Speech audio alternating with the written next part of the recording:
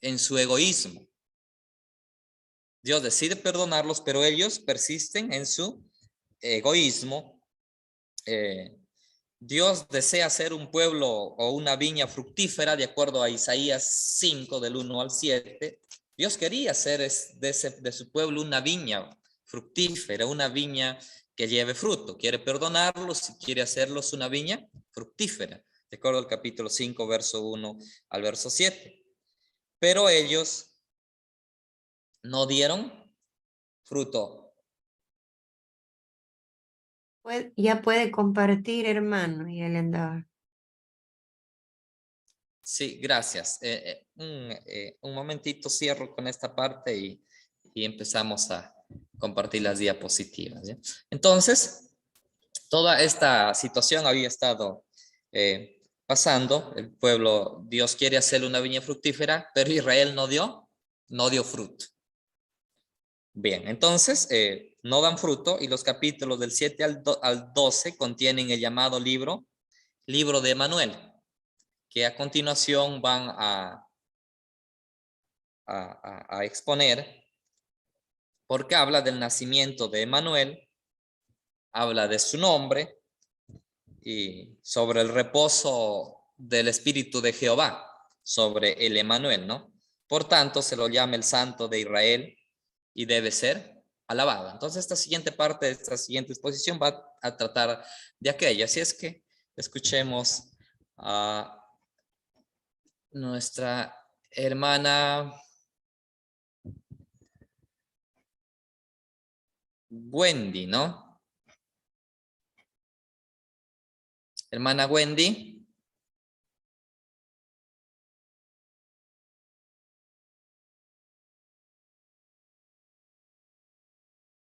Hermana Wendy.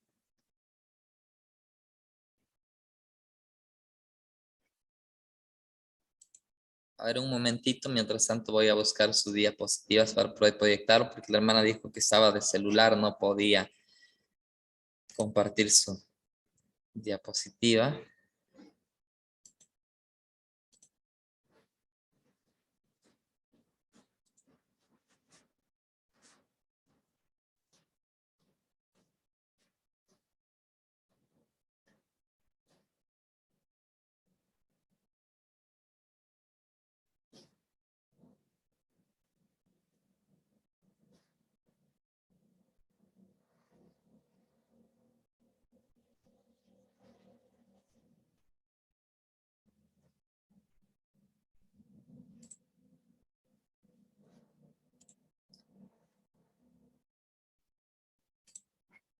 Hermana Wendy, un favor, si me podría reenviar, por favor. No la encuentro.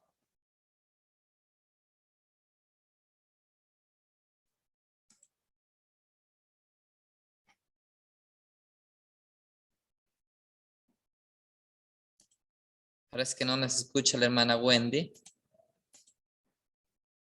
Hermano, buenas noches, sí lo logro escuchar. Hermana Wendy, ¿nos podría compartir, por favor, de nuevo su diapositiva para poder yo compartir la pantalla de acá? Sí, hermano, ahorita le vuelvo a reenviar. Por favor, reenvíelo, si no lo logro encontrar.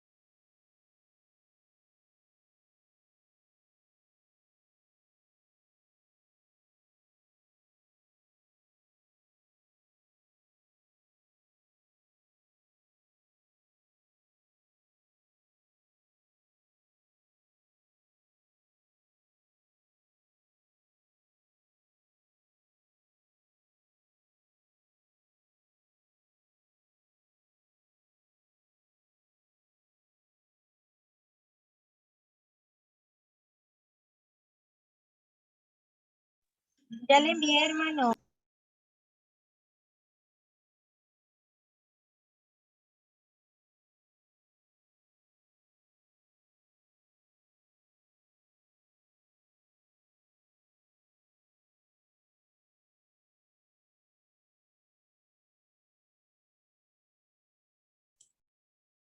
No me llega, hermana. Esperemos que se está cargando.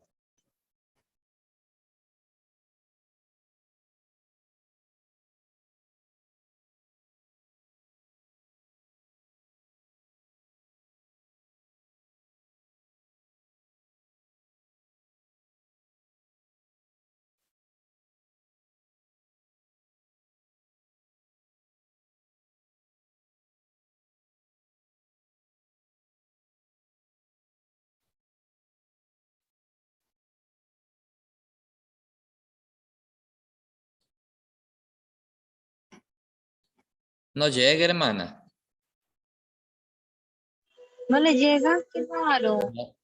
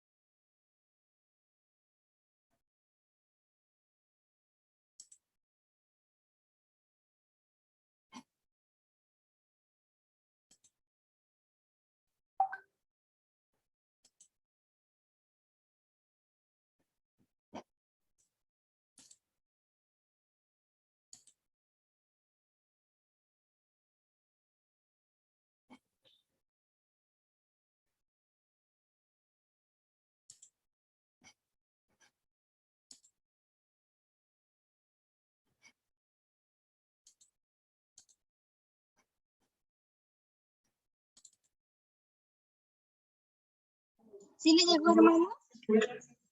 ¿Pasar? Sí, ya lo tengo. Creo que esta es. A ver.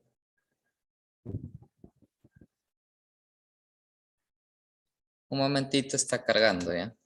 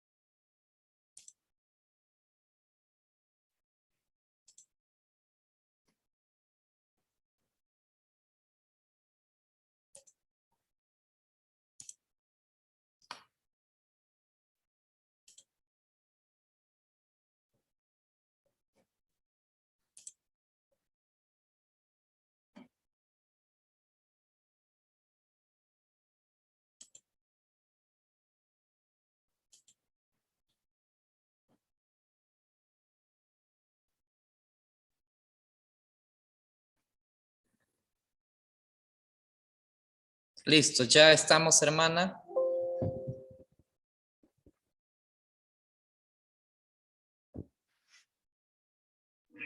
Amén, pastor.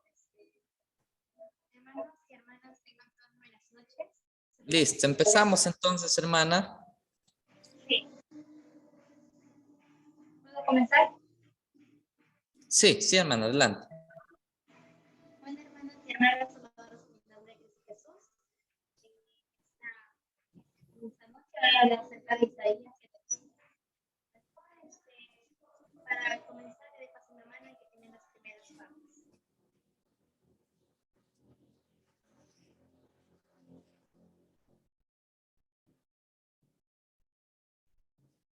No se escucha, No se te hermano. escucha bien, hermana. No sé si yo no más o los demás también No, no. no se escucha, pastor.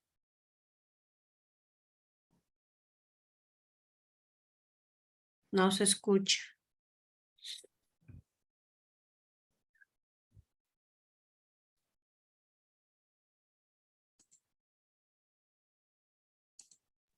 ¿Y ahora se me escucha, pastor? A ver, sí, parece que sí, mejor, a ver. No, Ya, a ver, bueno, tengan todas buenas noches. ahora Saludos sí. en el nombre de Cristo. Sí, hermano. A ver, ya, ahí estamos, parece, ya, comience. Bueno, tengan todas buenas noches. Ya vamos a hablar de Isaías 7:2. Doy parte de mi hermana que tiene las primeras partes de la exposición.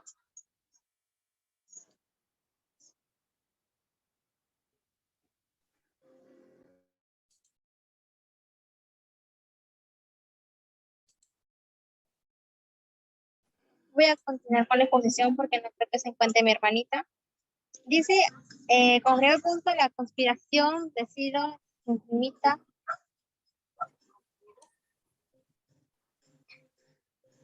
del 7 del 1 al 9 y del 9 al 1 al 2.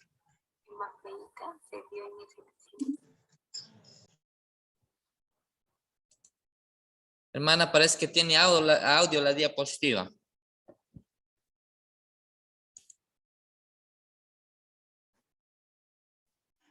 La primera diapositiva tiene audio, puedes reproducirlo porque creo que la hermana lo ha grabado.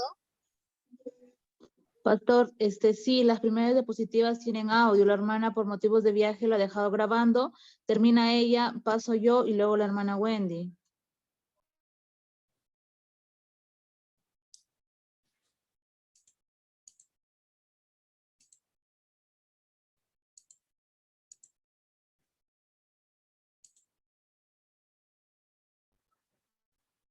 Muchas bendiciones, nuestros compañeros. En esta oportunidad nos toca disponer la unidad 3, sección 2, que se encuentra en Isaías.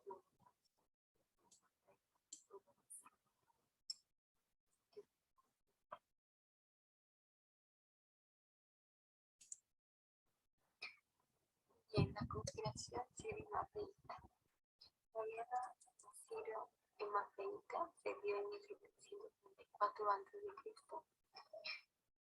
y es una de las grandes crisis, ¿no?, en el ministerio de Isaías, ya que Isaías y el rey Acaz de Judá tenían principios políticos diferentes y esto hacía que ambos no puedan llegar a un consenso, ¿no?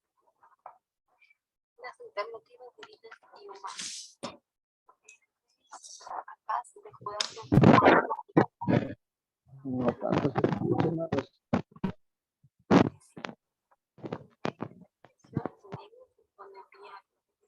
para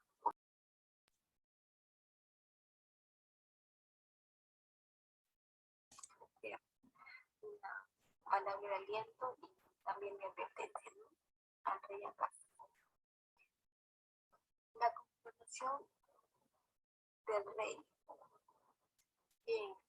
A raíz de esta noticia, la preocupación y el temor en la corte del rey Acaz cuando se enteraron de la alianza entre Rezín y Siria, implica que el rey de Efraín buscaba lesionar a Acaz, ¿no?, y colocar en el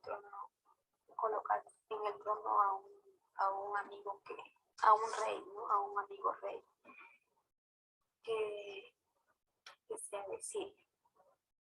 ¿Cómo se da esta conspiración, ¿no?, entre Rezín y Peca? Bueno, resulta que ellos habían unido fuerza y habían llevado a cabo una guerra contra Jerusalén, que es la capital del reino de Judá, ¿no? Que era gobernado por Acaz en aquel tiempo. Pero a pesar de los esfuerzos, Resín y Peca no lograron tomar la ciudad de Jerusalén. La ciudad resistió, no cayó en manos de sus enemigos. Y en los versículos, en el versículo 2 exactamente, menciona la casa de David. Y este término de la casa de David se refiere a la dinastía real descendiente del rey David. Y en este caso, pues, lo representaba el rey Acaz y su corte, ¿no? La noticia de la alianza entre Resín y Peca para desolar a Acaz y colocar en el trono a un gobernante que tenga afinidad a Siria causó temor y preocupación en la corte del rey. Y a raíz de esto es cuando Dios manda a Isaías para que dé una palabra de aliento, ¿no? Aquí es cuando aparece un consejo del rey. Aquí. Este es un encuentro entre el profeta Isaías y el rey Acaz durante esta conspiración sirio-nafrita. Aquí Dios habla a Isaías y le da instrucciones a Isaías para que salga y se encuentre con Acaz. Ellos, o Isaías, va al encuentro de Acaz en una plaza amplia que era utilizada para secar lavado. Aquí Acaz estaba llevando un proyecto de desviar la provisión de agua. ¿Para qué? Era como que una forma de protección que llevaba esta provisión del agua desde fuera del muro de la ciudad hacia el interior, ¿no? Como una medida defensiva. Y aquí es cuando Isaías aconseja, ¿no? de tener calma y coraje también al mismo tiempo. Y le dice, ¿no? Al rey Acaz que la verdadera defensa está en Dios, ya que Isaías enfatiza en este versículo y en los versículos 4 justamente la importancia de confiar en el Señor como verdadera defensa de la nación, ¿no? Entonces aquí podemos ver que el consejero, que en este caso es Isaías, aconseja a Acaz a mantener la calma y poner la confianza en Dios, ¿no? En lugar de depender únicamente de proyectos humanos.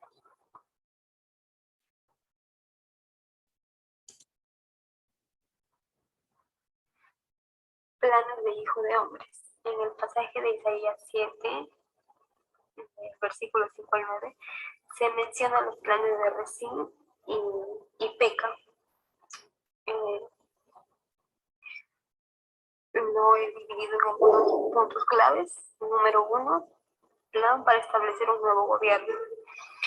Resín y Peca conspiraron para dar un golpe y establecer un nuevo gobierno en la región.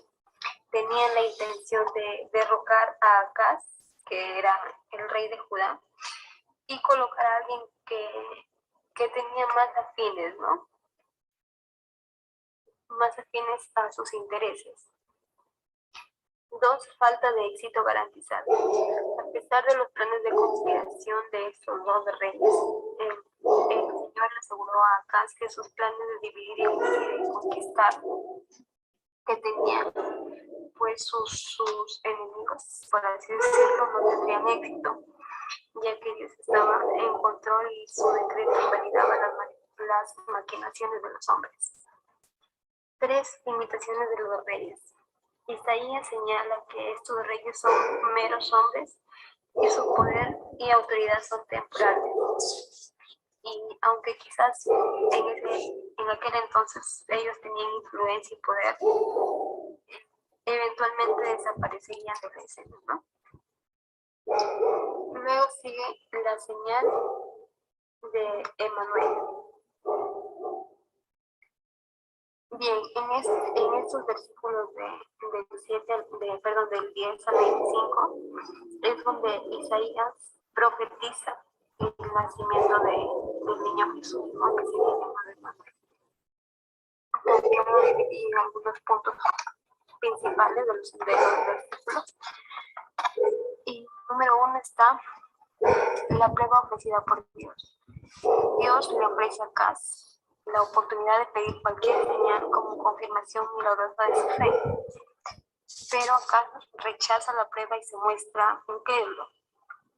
E incluso él llega a citar pasajes de la Biblia para justificar su falta de confianza en Dios. 2. Promesa de la venida de Manuel. Isaías declara que antes de que pase la niñez de un niño, probablemente de 3 años, las tierras de Siria, Efraín y Judá serán desoladas por los ejércitos asirios. El nombre Emanuel, dado por una doncella a su primogénito, significa Dios con nosotros. Sin embargo, debido a la falta de fe de Acaz, Judá experimentará. 2.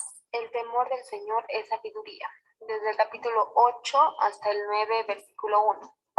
Habiendo advertido al rey, Isaías se vuelve ahora al pueblo de Judá. Y aquí lo presento en algunos puntos principales, ¿no? 1.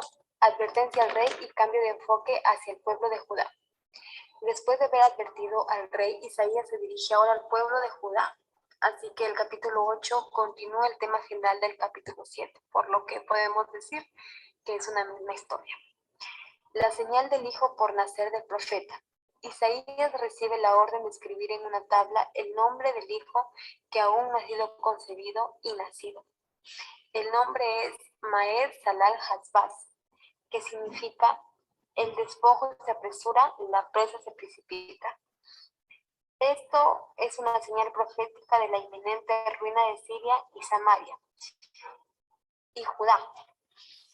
Siria, Samaria y Judá, a manos de los asirios. Y esta inscripción en caracteres hebreos representa una señal impresionante, ¿no? Para aquellos. 3. Convocatoria de testigos fieles. Isaías convoca a testigos fieles como Urías y Zacarías para validar la predicción, ¿no? Urías probablemente era el sumo sacerdote en ese momento y colaborador del rey, lo que sugiere que no estaba a favor del profeta. Zacarías posiblemente era el padre de la esposa de Acaz. Así que estos dos testigos podemos decir que estaban a favor de Acaz, ¿no? Y Isaías a ellos los llamó para que sean testigos e incluso los hizo firmar, ¿no? Ya que esa firma daría la validez a la predicción y atraería la atención pública. 4. Cumplimiento de la profecía. Isaías afirma que antes de que el hijo aprenda a decir Padre mío y Madre mía, las ciudades de Damasco y Samaria serán despojadas por los asirios. Isaías, la esposa de Isaías, que también era una profetisa, había concebido, ¿no? un hijo. Y el nombre del hijo era el mismo que la descripción hebrea. Entonces, Isaías, ¿no? Les profetiza que antes de que este niño aprenda a hablar, las ciudades de Damasco y Samaria serán despojados por los asirios. Y esto se cumple con las inscripciones de Tiglat-Pileser, el rey asirio, quien registra su conquista de estas ciudades. ¿Y quién es Tiglat-Pileser? Bien, él fue un rey asirio que gobernó desde aproximadamente el 745 a.C. hasta el 727.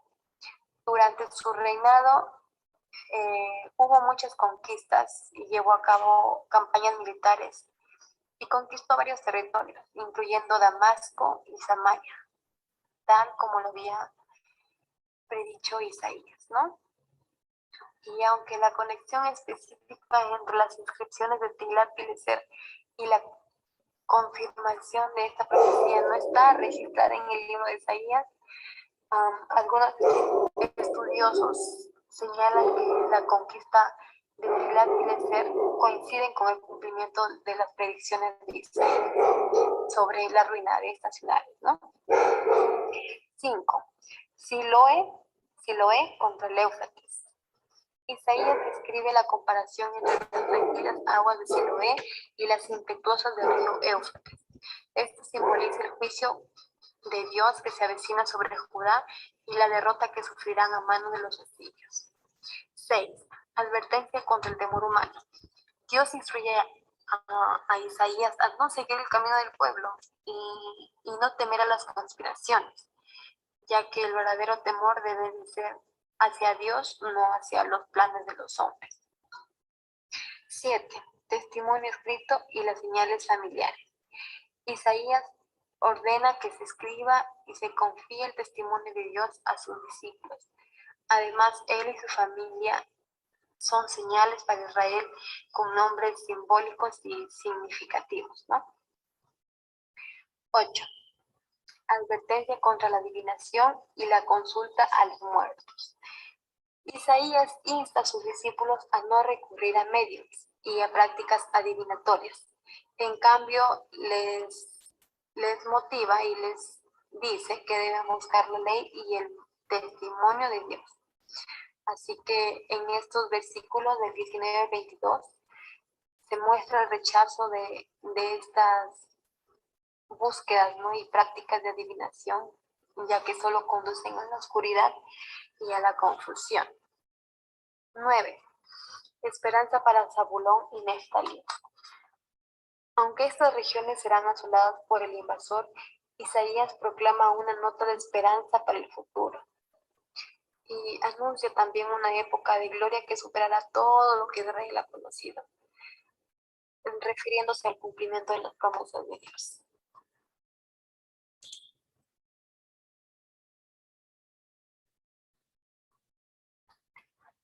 B. El príncipe del cuádruple nombre. Isaías creía en la promesa divina de redención y expresaba su convicción de que esta salvación estaría presente en el nacimiento y el reinado del príncipe de paz. Y él expresaba esa esperanza en forma de un poema, ¿no? Yo lo dividía así. 1. La luz que amanece.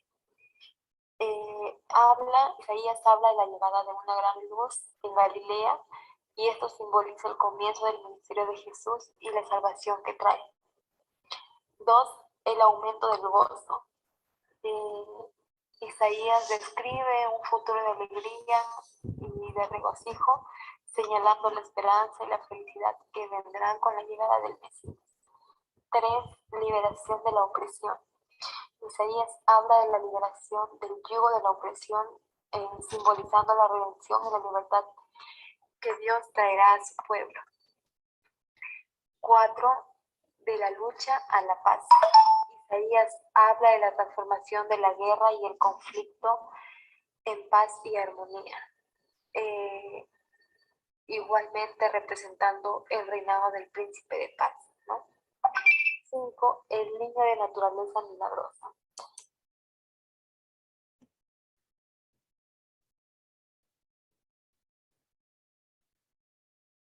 Buenas noches. Continuando con la exposición, el punto C, los alegatos del Eterno, capítulos 9, 8 y el 10 y el 4.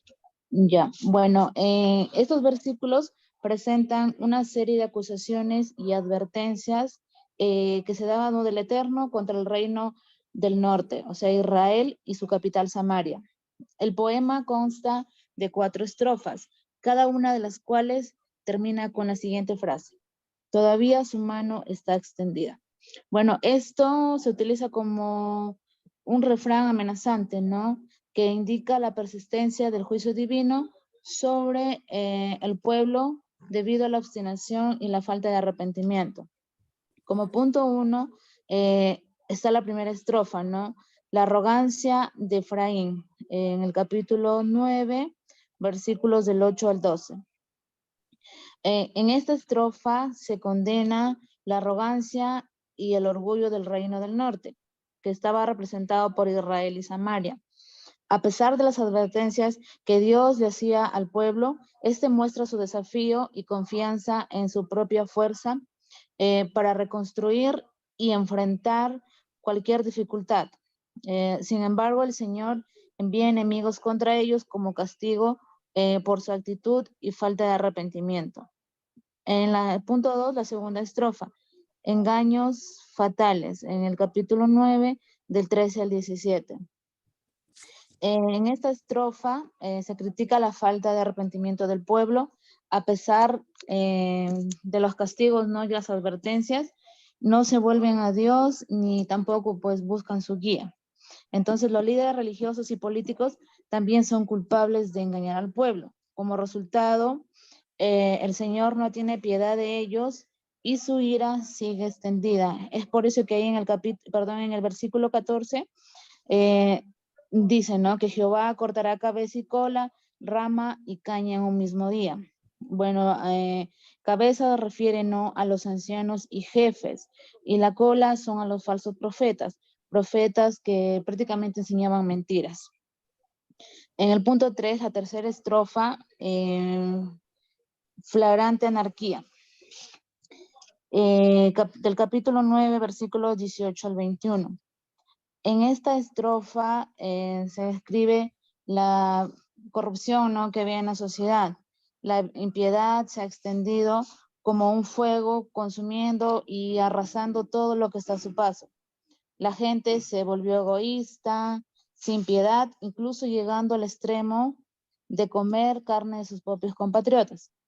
Las tribus de Manasés y Efraín también se rebelaban contra Jesús. La mano de Dios todavía está extendida en juicio y su ira no se ha apagado.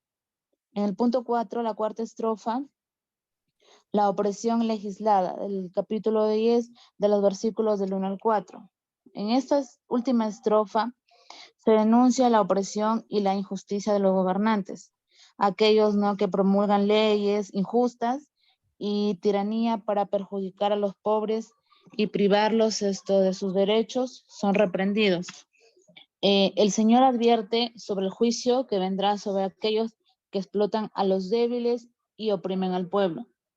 Estas estrofas del poema de Isaías transmiten una fuerte condena hacia la arrogancia, la injusticia y la falta de arrepentimiento del reino del norte. Bueno, a través de esas palabras se anuncia el juicio de Dios y se advierte sobre las consecuencias que traerá pues su desobediencia. La siguiente diapositiva, por favor, pastor. Ya, en D, la vara de la ira de Dios, el capítulo 10 de los versículos del 5 al 34. Esta nación altanera está envuelta en un séptuple recordatorio. En el primero, Asiria es solo un instrumento de Dios. El capítulo 10 del versículo 5 al 11. Dios se vale del pueblo de Asiria para el castigo. Lo usa como una vara de furor, como un palo para castigar cuando uno tiene ira, ¿no? Entonces, las intenciones del rey de Asiria son diferentes al propósito de Dios. Bueno, Dios lo envió a atacar a un pueblo impío que lo había ofendido, pues, ¿no? Pero él actuó con soberbia. En el punto 2, Dios propone y también dispone el capítulo 10 de los versículos 12 al 14. Cuando Dios haya acabado su obra, o sea, cuando ya haya acabado todo lo que tiene que hacer, castigará al rey de Asiria por haber actuado, ¿no?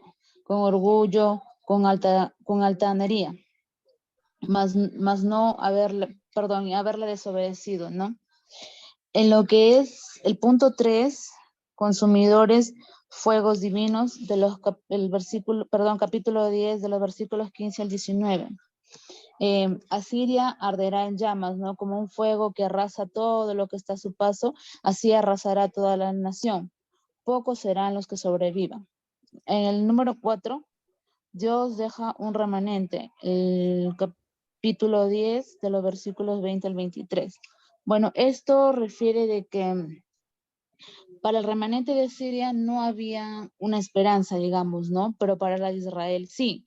Ahí menciona un nombre, ¿no? Es Sear Hasub, que significa el remanente volverá. Acá, aunque el pueblo de Israel sea muy numeroso, solo unos cuantos quedarán, porque la destrucción ya estaba decidida por Dios, ¿no? Y se hará justicia porque ya, o sea, Dios ya lo había decidido así. En el punto 5, el yugo del opresor será arrebatado. En el capítulo 10 de los versículos 24 al 27. Bueno, aquí Dios le asegura a su pueblo de Sion, ¿no? El castigo que caerá contra los asirios. Que no teman porque Él mostrará su poder ante ellos, ¿no? Y que muy pronto el yugo se pudrirá a causa de la unción. Es decir, que todo el peso que ellos cargaban sobre sus espaldas ya acabará, todo el sufrimiento que estaban llevando ya acabará, ¿no? Y esto conllevaría a la destrucción de Siria, tal cual como fue la matanza de Madián en la peña de Oreb. En el punto 6, el agresor detenido, el capítulo 10 de los versículos 28 al 32. Acá nos habla de, bueno, el avance de los asirios, ¿no? Estos ya se encontraban prácticamente en las puertas de Jerusalén, saqueando las aldeas que estaban a sus alrededores.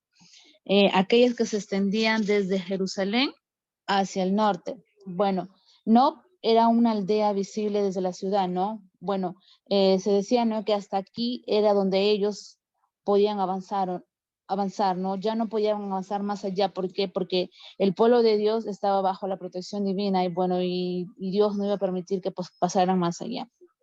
En el punto 7, el soberbio será humillado. El capítulo 10 de los versículos 33 y 34.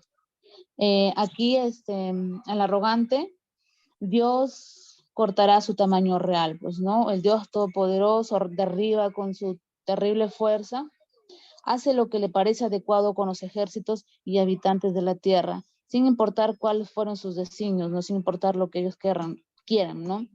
Así pues, la profecía se cumplió bajo la espalda del ángel destructor, ¿no? O sea, la profecía fue así. Bajó el ángel destructor en su espada y el asirio fue derrotado con su enorme ejército. Una peste que acabó con más de, o alrededor de 18.500 hombres. Entonces, aquí podemos darnos cuenta, ¿no? Cómo fue que Dios humilló a mortales, blasfemas, orgullosos. Doy pase a mi compañera Wendy.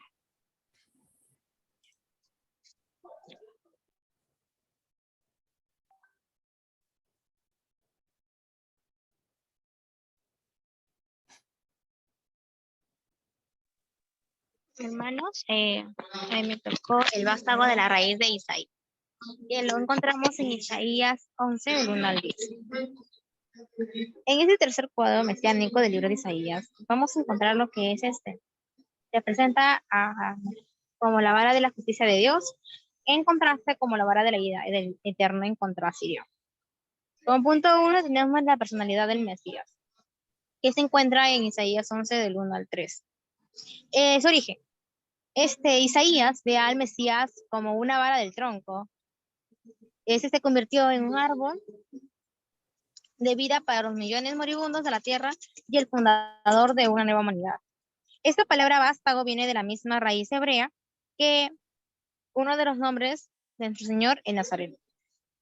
Tenemos sus dotes en Isaías 2. Aquel que viene dotado de un carácter sobrenatural, que también era de un tipo, el candelero de 7 brazos de tabernáculo. El Espíritu Santo se manifiesta en el Mesías. Tenemos el espíritu de sabiduría y el espíritu de inteligencia. El de sabiduría está en aquella cualidad que lo capacita, usando medios para que éste tenga una vida eficiente en su vida. Cuando hablamos del espíritu de inteligencia, esto no abarca solamente el conocimiento en general, sino también la particular.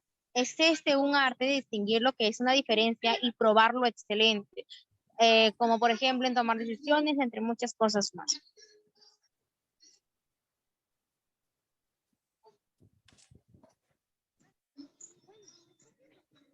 También tenemos el espíritu de consejo. El espíritu de consejo designa la capacidad para impartir la sabiduría a otros y poder guiarlos correctamente. Esto indicaría no solamente la fortaleza del propósito, sino también la capacidad para que ocurran las cosas. El espíritu de conocimiento y del temor a Jehová es una unidad que habla en dos aspectos: conocimiento y reverencia a Dios. Por medio del espíritu del conocimiento, las cosas divinas y el ser, el divino, van al entorno lo que son intensamente reales, que es el Espíritu Santo en medio de una comunión entre lo que es tú, el Padre y el Hijo. El temor de Jehová es una reverencia gracias a los mandamientos divinos. Implica la piedad, la devoción y una sensible consideración a la autoridad y conforme a la voluntad de Dios. Los principios del reino del Mesías, que está en Isaías 11:3 al 5. El rey de justicia no solamente juzga por las apariencias, ni repara por lo que él ha oído o por lo que ve, sino en sus decisiones a justicia y equidad, tanto para los pobres a los humildes, para poder traer juicios sobre los despiadados y los impíos. La justicia, ten claro, la justicia y la fidelidad es el principio que encierra tanto de compasión de su poder. Tenemos como punto 3, que es la paz del reino del Mesías, que lo encontramos en Isaías 11:6-9. Ahí vemos la voracidad de la naturaleza transformada en una bendita paz. El animal carnívoro se convierte en vegetariano, la serpiente venenosa en una inofensa compañera de juegos, digamos así, y animales hasta entonces opuestos en la naturaleza. La desconfianza entre criaturas humanas es parte de la maldición que vino a nosotros por causa del pecado. El punto de convocatoria mesiánica está en Isaías 11:10. Entonces, en ese tiempo, la raíz de Isaí estará como pendón, el punto de reunión de multitudes. En cuanto a pendón, es el comentario sobre en 5:26. Tenemos también el lugar de descanso del Mesías. Su habitación será gloriosa. ¿Qué quiere decir? Que morará por siempre en la gloria eterna, que es la habitación del Mesías, que es eterno. Entonces, pues, también su morada será famosa como el punto de permanencia de Dios entre su pueblo. Como dice, de ti se dicen cosas gloriosas, Sión, ciudad de nuestro Dios. El siguiente, que es el remanente rehabilitado y gozoso, que está en Isaías 11:11 del 2 al 6. Punto 1 es el remanente es recobrado. En aquel tiempo, está en el 11, Jehová alzará otra vez su mano para recobrar a los sobrevivientes. Retornarán, dice, de Patros de Etiopía, los dos distritos del Valle del Nilo. Estos representan simbólicamente los 4 confines de la tierra: el sur, este, noreste y el norte. El siguiente punto del remanente reconciliado, que está en Isaías 11:13-14, la envidia y la enemistad entre ¿quién? Efraín y Judá. Cesarán, dice su palabra, y se unirán contra sus enemigos comunes. Los hombros de los filisteos probablemente se refiere a las colinas. A Moab y Amón son las mesetas al sur y al este del río Jordán. Como 3 tenemos la ruta del remanente, que está en Isaías 11, 15 y 16. Aquí el profeta habla que la lengua del mar de Egipto se secará y el río se dividirá. Pero el entorno del pueblo del Mesías, Isaías ve el retorno comparable de la disposición de Dios para el éxodo de Israel. El regocijo punto 4, el regocijo del remanente. En breve, el capítulo cánticos. Cada uno de ellos está introducido por la expresión en aquel día. Primero está el cántico de gracias por la liberación. Expresa ahí la gratitud a Israel, su reverencia, los agradecidos que están, aunque el Eterno se había enfadado. Y él ha consolado a su pueblo, liberándolo y restituyéndolo a su tierra. En el versículo 2 inserta su propio nombre, que significa Jehová es mi fortaleza. Al secar agua de la fuente de la salvación, recuerda que ellos lo que había hecho los sacerdotes en su ceremonia, que descendían el estaque de Siloé. El cántico de gracias por los hechos de Dios. Sus hechos gloriosos han de darse a conocer con cánticos de alabanza por toda la tierra, exhortando a los habitantes de Sion a cantar y a gritar con grandeza, de dar santo a Israel. En este breve capítulo da alrededor del tema en el medio de Dios, que Dios es grande, como es redentor, conquistador, siempre decía ahorita dar la grandeza de Dios y nuestra fortaleza, nuestra salvación, nuestro redentor. Eso sería todo, hermanos, mi exposición. Agradecerles a cada uno por su atención. Gracias.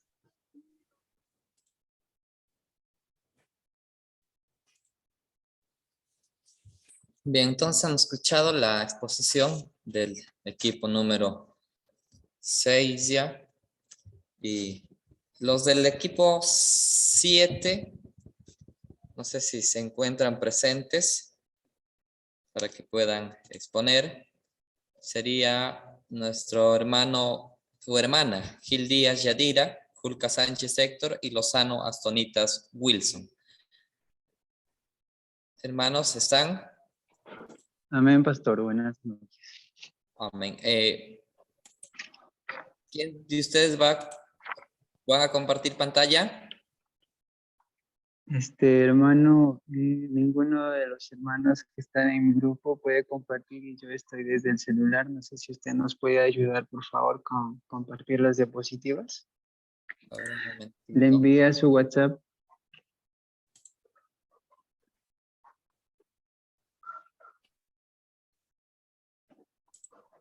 Oráculos los toca a ustedes, ¿no? Sí, amén, pastor.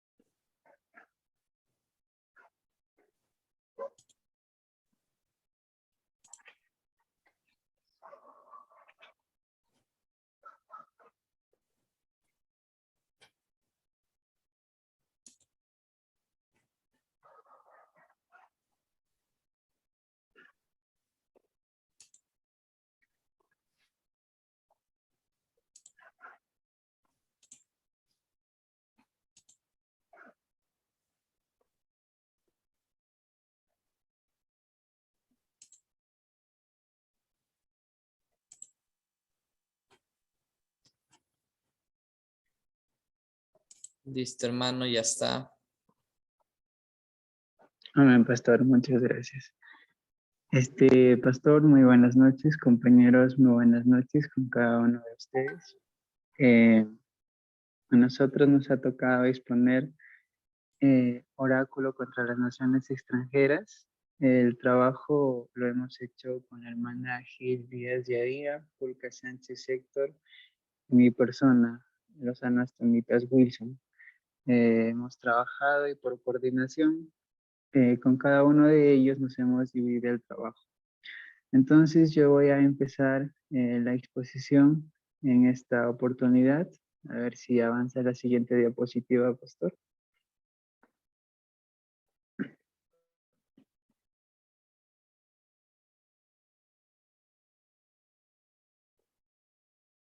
Eh, Oráculo contra las naciones extranjeras acerca de Babilonia. De acuerdo a Isaías, capítulo 13 y capítulo 14, donde nos da a conocer una profecía de ruina y de desolación de Babilonia. Nos dice que Isaías, hijo de Amós, habla acerca de la ruina y desolación de Babilonia. Nos dice también que Babilonia era una provincia principal de Asiria. Babilonia era una ciudad, digamos que un poco idólatra. Los capítulos 13 y 14 hablan de Babilonia, la nación que conquistó a Judá aproximadamente entre el año 600 y el 588 a.C. La antigua Babilonia fue uno de los imperios más ricos y nos decía también que era uno de los más mundanos de la historia. La destrucción de Babilonia que se profetiza en Isaías 13 simboliza lo que sucederá a los que luchen contra el pueblo de Dios y aquellos cuyo corazón están en las cosas del mundo en lugar de Dios.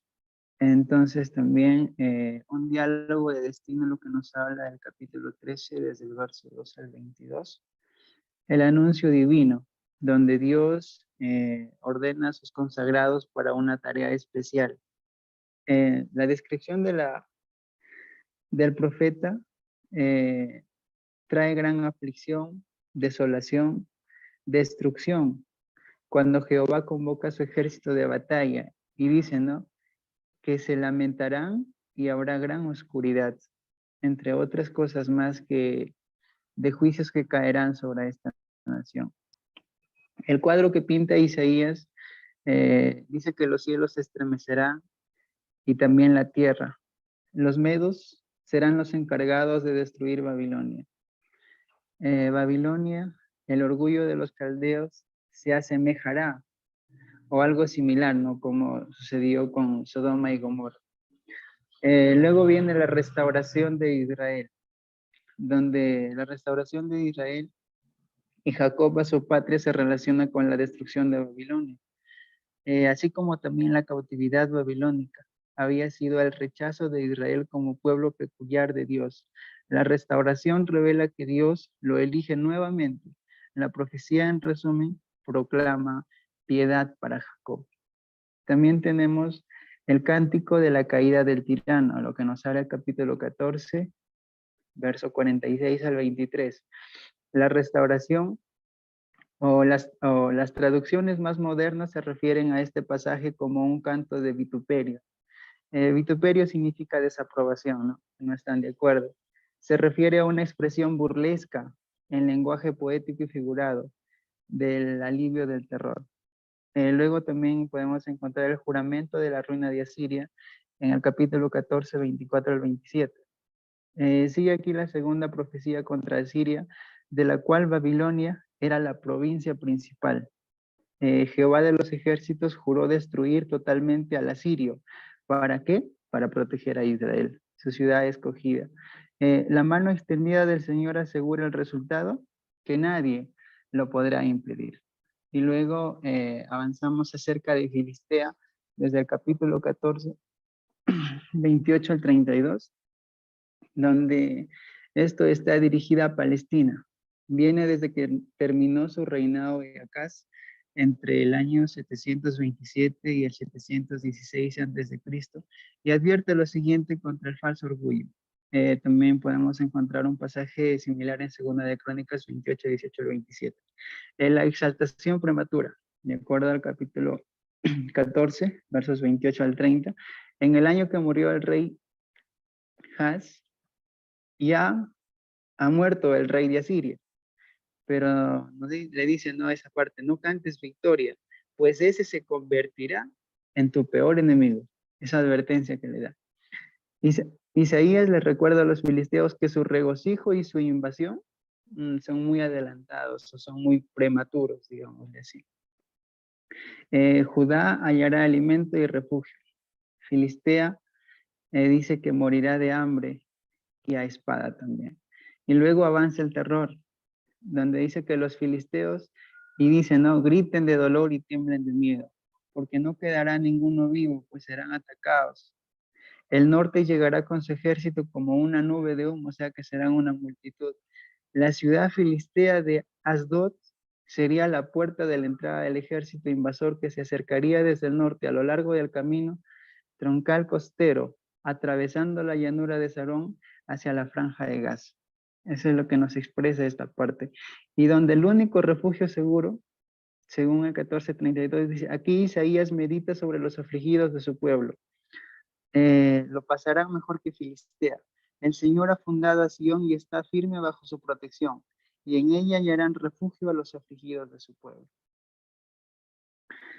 Luego pasamos a la siguiente diapositiva, pastor, donde nos habla acerca de Moab, donde en esta parte dice este oráculo significa profecía, sobre las ruinas de Moab a manos del invasor extranjero, de acuerdo a Isaías 13:16. Dice, devastación de Moab, el capítulo 15 del 1 al 9. Moab es desechado debido a la caída de sus dos ciudades principales en una sola noche.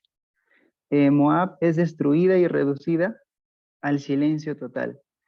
En consecuencia, nos dice que Moab llora con las cabezas raspadas y las barbas afeitadas, o sea, su gente. ¿Vestidos de qué? De silicio. El pueblo ascenderá a sus sagrados santuarios para orar.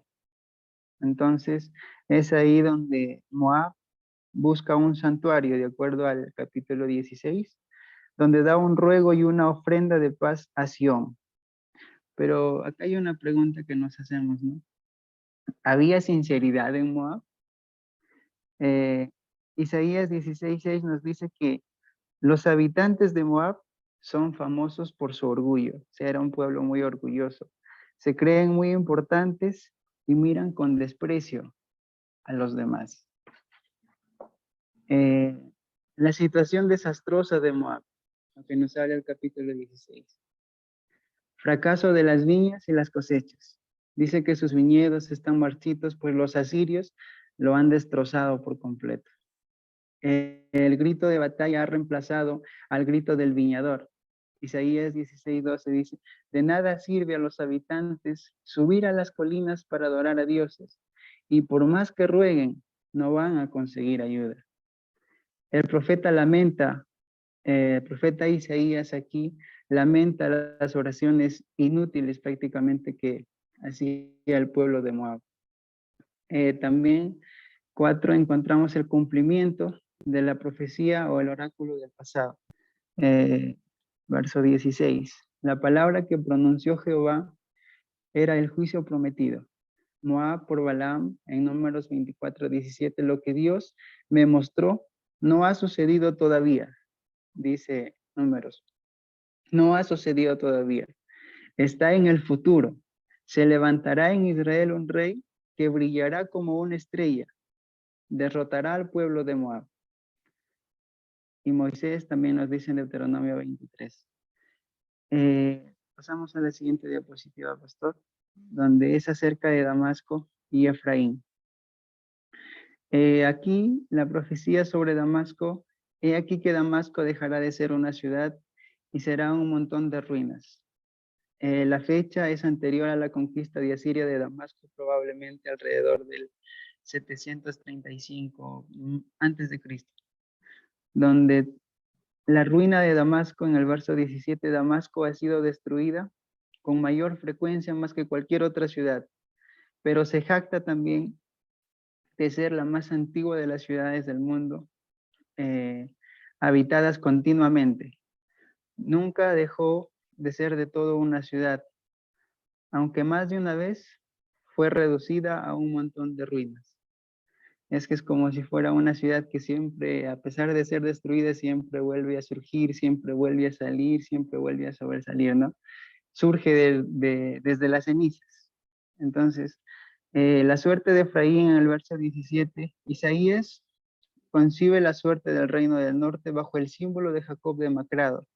Está seguro de que Israel está tan maduro para juicio como cuando el segador recoge la mies. Luego, la futilidad de los dioses fabricados en el verso 17, los israelitas se arrepentirán, dice, y volverán a confiar en su creador, y no volverán a hacer sacrificios a ídolos, ni a Baal, ni a Será, los dioses que tenían ellos en ese entonces. El fruto de la apostasía. Las ciudades de Israel serán como ruinas abandonadas, como fue Palestina, o tal como quedó Canaán cuando Israel los conquistó. Y el final para Siria, Isaías describe una multitud de ejércitos que rugen, pero Dios los reprenderá y saldrán corriendo. Entonces, esto es lo que nos habla acerca de Damasco y Efraín. Esa parte le ha tocado a la hermana Yadira. No sé si está. Sí, estoy, hermano. Buenas noches, pastor. Bueno, vamos a hablar acerca de Etiopía. ¿Me escucha? Sí, ¿verdad? Porque estoy en un culto y sí, no sé si se escucha. Sí, sí se escucha, ¿no? Ya, listo, pastor. Bueno, acerca de Etiopía. En este discurso parece haber sido la respuesta del profeta a la llegada de Jerusalén de embajadores a Etiopía para tratar con Judá sobre la amenaza de Siria. Bueno, tenemos cuando los etíopes vean su arrepentimiento milagro y dieron tributo al Señor del monte Sión, porque en la época de ambos un etíope gobernaba en Egipto. Bueno, uno, que dice el apóstrofe a Etiopía.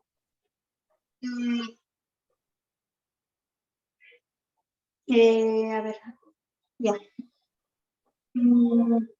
Ya, ahí ahí nos habla sobre los ríos de Etiopía, que son el Nilo Blanco y el Azul, que son tributos que dividen la tierra.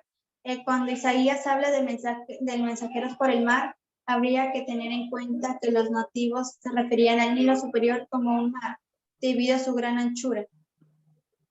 La 2 que nos habla de un mensaje para Etiopía. Bueno, en esto puesto que el golpe mayor del ataque asirio debe caer sobre Jerusalén, todos los moradores del mundo pueden observar allí la señal alarma para el combate. Bueno, ahí quiere decir que el Señor guarda el resultado con serena fuerza, vigilando todo el tiempo desde el asiento celestial de su gloria y sereno como una nube de verano, y guarda su tiempo no con negligencia.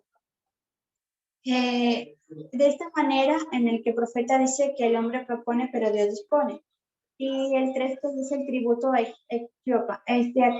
Aquí Isaías ve a los etíopes ofreciendo a ellos mismos al Dios eterno como una ofrenda de su libre voluntad por razón de la profunda impresión que hicieron sobre ellos. De esos hombres que son altos, oscuros y terribles vendrán ofrendas al lugar del nombre de Jehová de los ejércitos, al monte de Sion. Acerca de Egipto.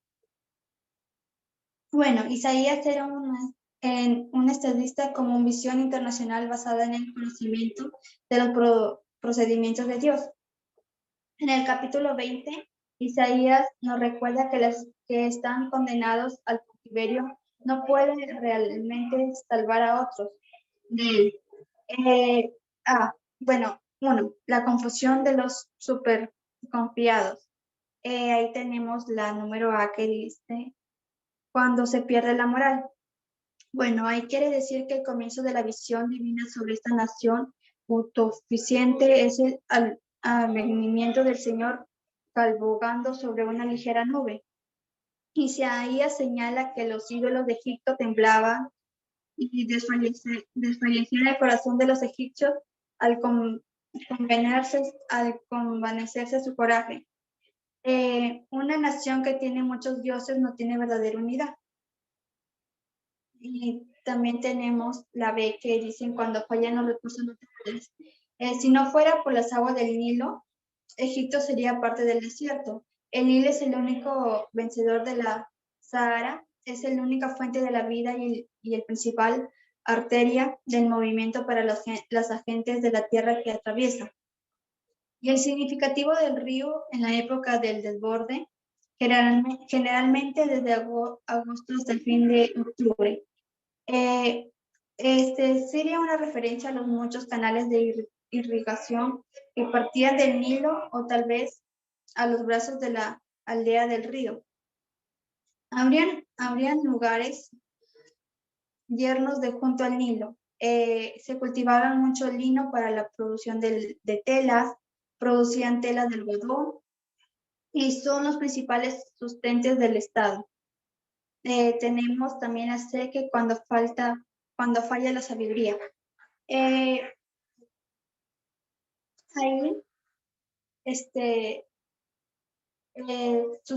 ahí era cuando Egipto, Memphis era la capital bajo de Egipto y sus príncipes se habían unido a los Seón y engañaron a Egipto cuando debieron haber sido su piedra angular, un espíritu de vertigio.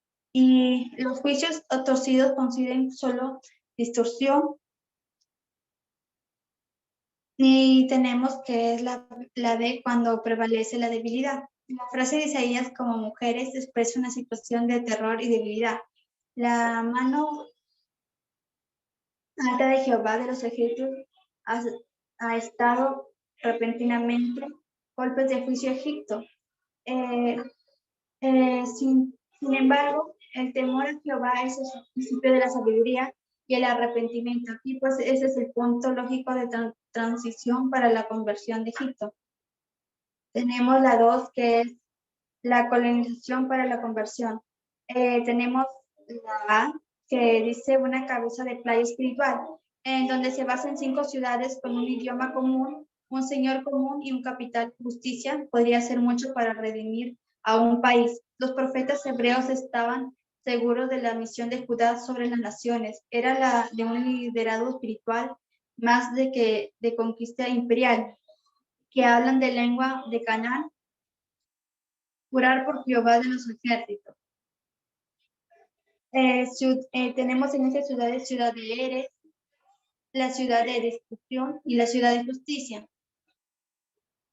Tenemos la B, que es alternativa de desolación. Ahí Isaías enumera así estas alternativas: un altar en medio y un monumento. Un altar para el culto de Dios verdadero y una obediencia y una obelisco escrito por uno no constituirán un testimonio. Egipto. Un pedido de que Dios envió a un Salvador para librar, porque clamaban a Jehová y Él les enviará un Salvador. Tenemos la letra C, que es una comunidad de naciones. Para Isaías, esta comunidad incluiría carreteras para la comunicación al comercio y alianzas para mutuas bendiciones y beneficios.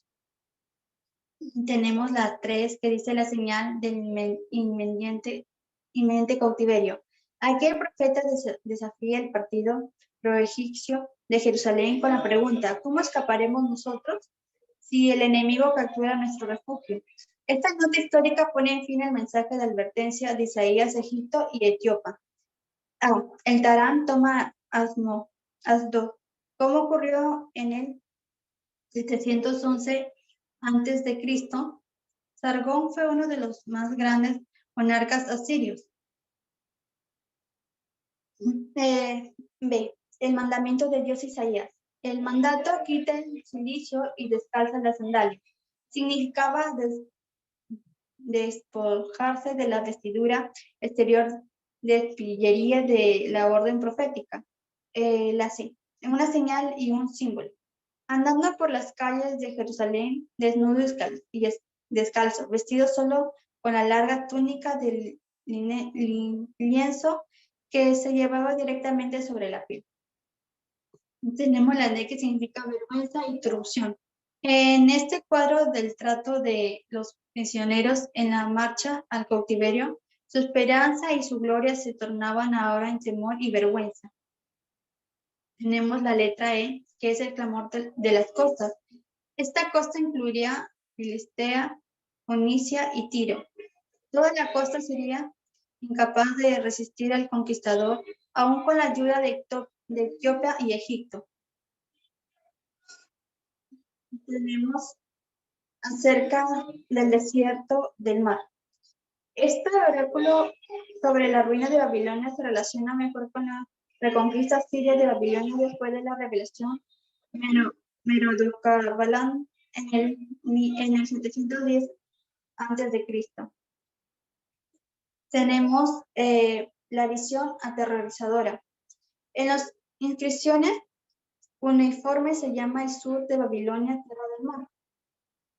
Y se describe toda la llanura de Éufrates como un mar salpicado de lagos y marismas, como torbellino del neve, de la tierra horneada, y ha sido demostrada al profeta como una visión dura. Tenemos el profeta como Continela. En este momento Dios habla a su mensajero para hacer de su alma un Continela y que informe de lo que ve.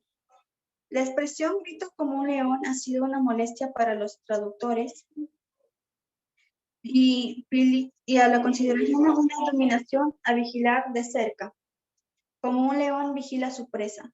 Tenemos la apóstrofe a los afligidos.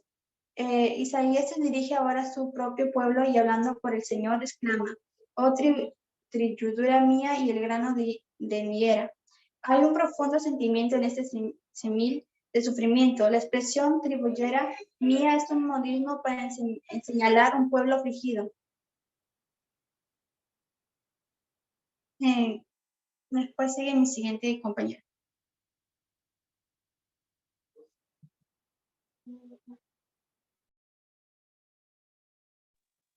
Hermano Héctor se encuentra. Sí, hermano, buenas noches. Amén. Buenas noches, pastor. Buenas noches, hermanos. Saludo a cada uno de ustedes en el nombre del Señor.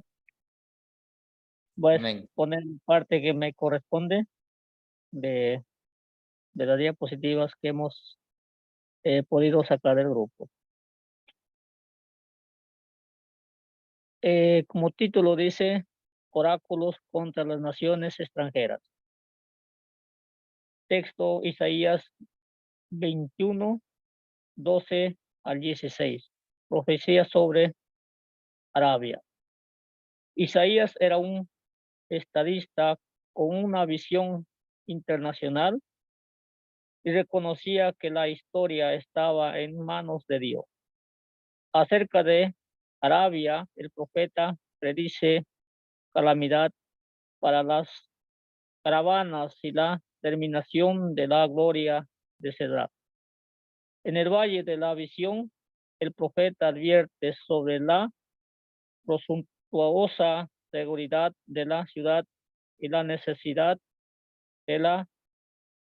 de arrepentimiento nacional. Perversiones de la mayordomía. Isaías condena la presunción de Sedam, mientras que Eliakim es elevado como sucesor. Tragedias en la ciudad, desprevenidos, desvergonzados e indignados. Nota: este extracto ha sido reducido para que quepa en una sola diapositiva. Se recomienda consultar el texto completo para obtener una comprensión más detallada de los oráculos de Isaías contra las naciones extranjeras.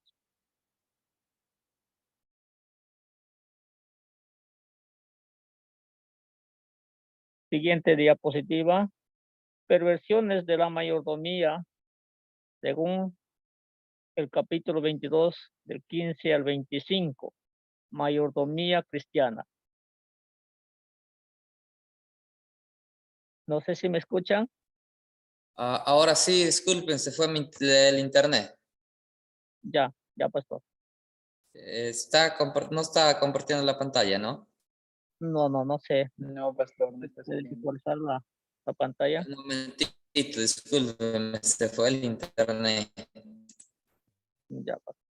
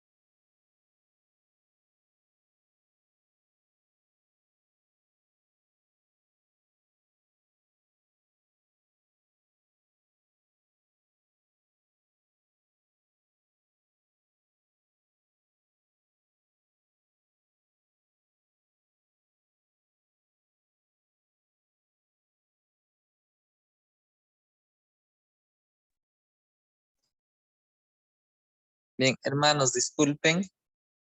¿Sí me escuchan? Sí, pastor, lo escuchamos. Va a ser difícil proyectarlo. Esto no tengo internet en la laptop. El Wi-Fi se volvió a ir, ¿no? O sea, ingresado desde el celular. Me van a disculpar, no voy a poder compartirlo. Y entonces voy a llamar lista, hermanos. Esperemos que para el próximo viernes esté mejor el internet, ¿ya? O sea, que falle el internet. Entonces voy a llamar lista, ¿ya? Campos Castañeda Carlos.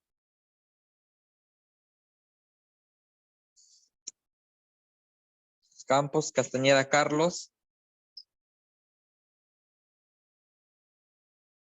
No está.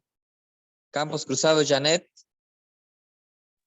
Presente, profesor. Amén. Campos Cruzado Judith. Presente, profesor. Amén. Carrasco Díaz Early Edith. Carrasco Díaz Early Edith. Cubas Hulk Isaías. Presidente Pastor, buenas noches. El Castillo Valles Leodán. Presidente Pastor, buenas noches.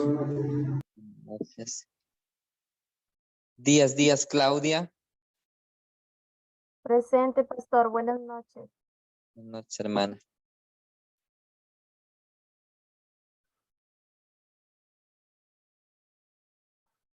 García Chilcón Rosa. Presente, pastor. García Huancas Elizabeth. Gil Díaz Yadira. Gil Díaz Yadira.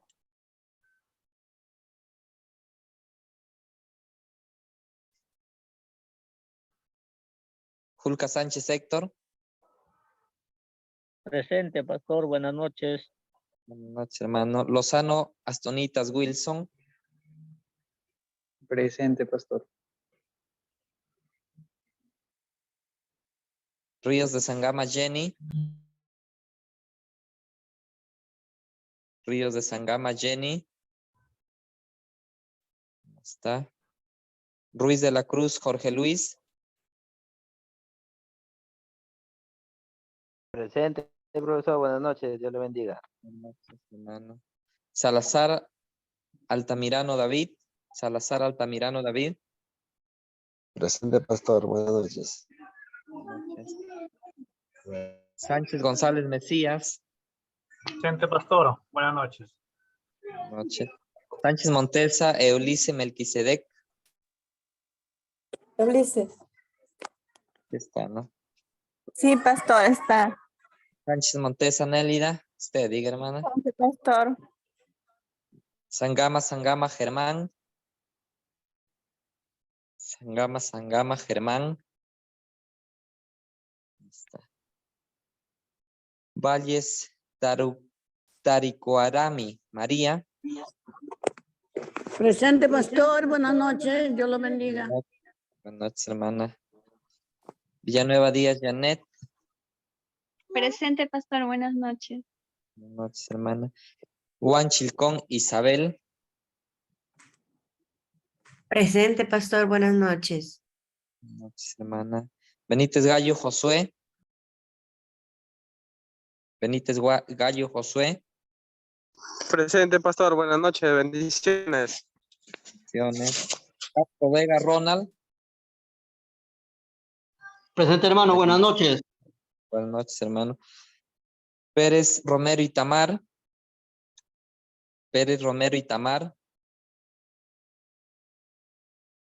Y Torres Ferreiro Daniel. Presente, Ferreiro pastor. Daniel. Presente. Ya.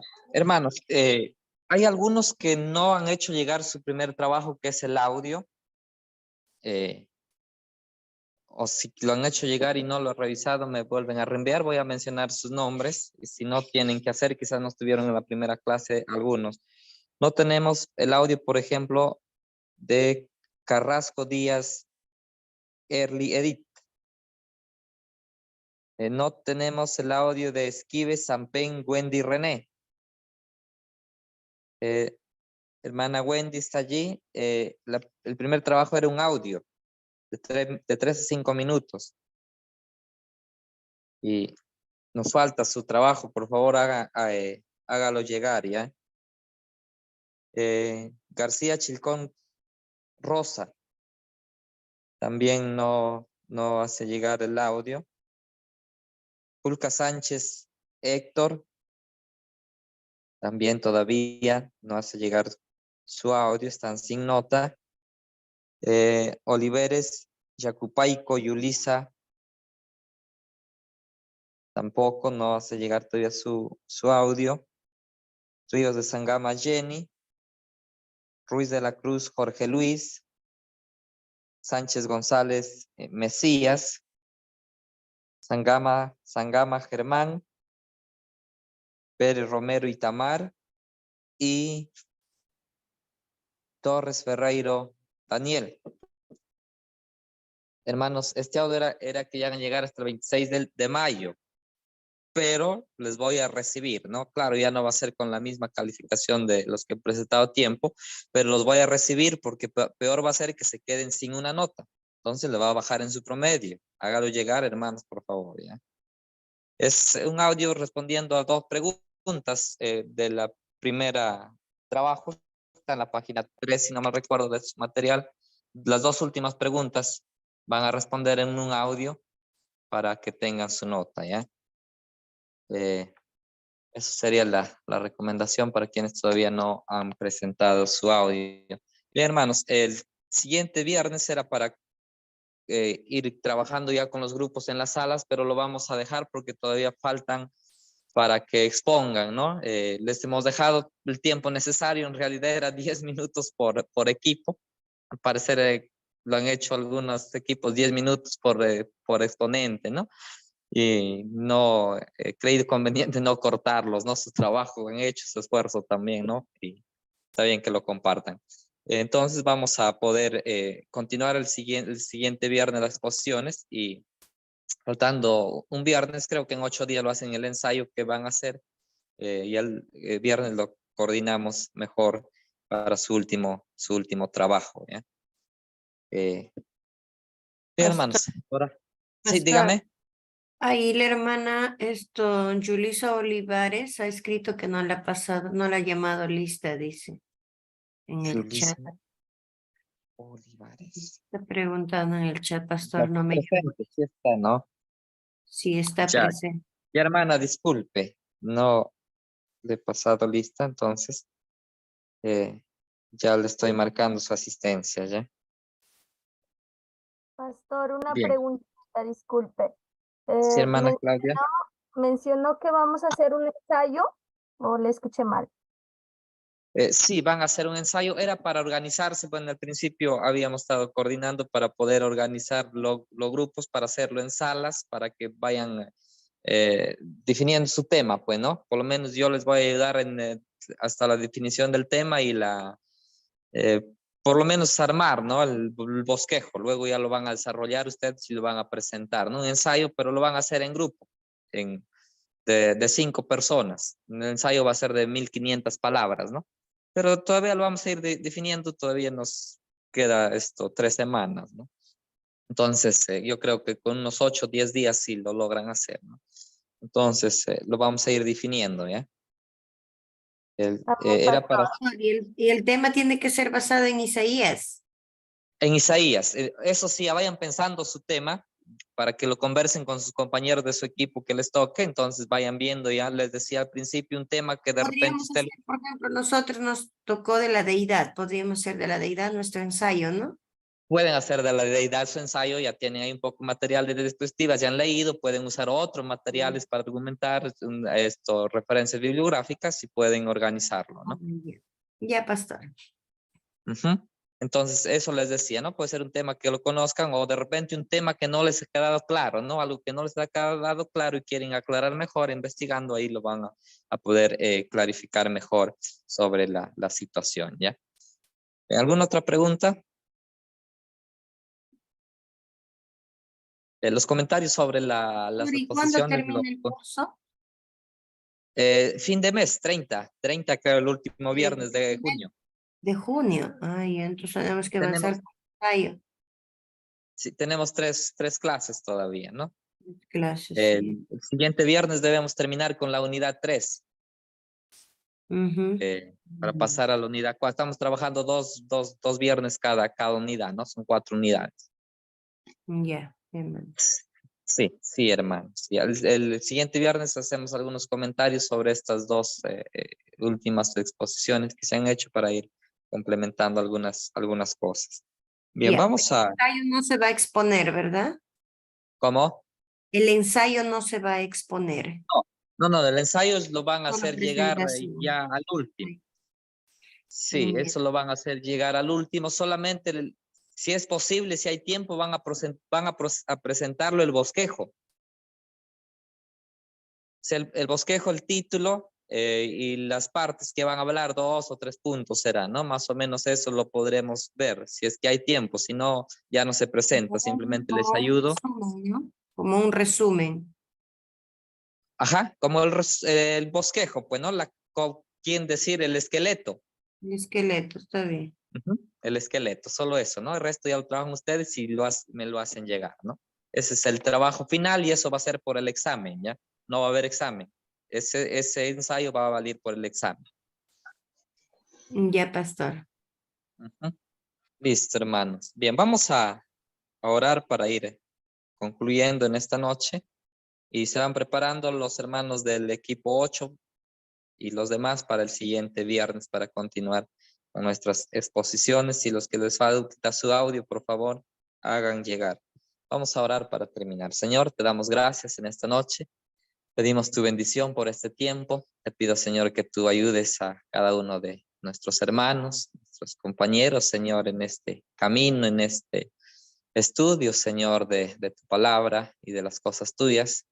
Pido que bendigas sus vidas, sus familias, Señor, sus hogares, sus trabajos, sus estudios, sus ministerios, quienes ya están ocupándose, sus cargos o alguna cosa que desempeñen dentro de la iglesia, Señor, en alguna área que trabaje en algún ministerio.